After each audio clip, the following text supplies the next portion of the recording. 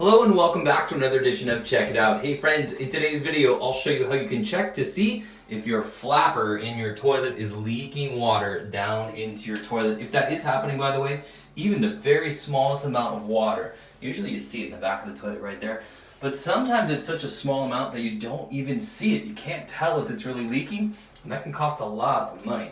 So here's what I do. Get some food coloring like this right here. We'll put in a few drops.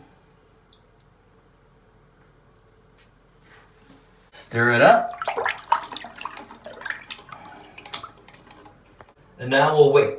And maybe give it 5 or 10 minutes and we'll see if any of that blue water is making it down into the rest of the toilet. If that water is making it down here, even a small amount, that means we've got a leak. And we need to double check, possibly change out the flapper or some other parts in here. Usually it's that flapper.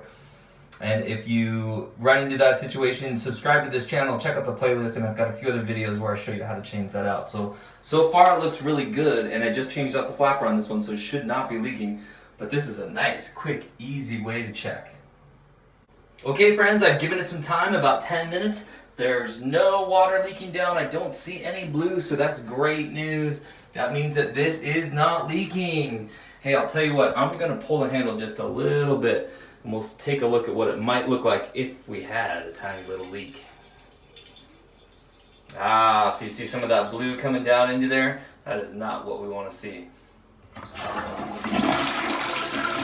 Hey friends, I hope this video helped you out. If it did, give us a thumbs up, subscribe to the channel, and we'll see you next time. Bye for now.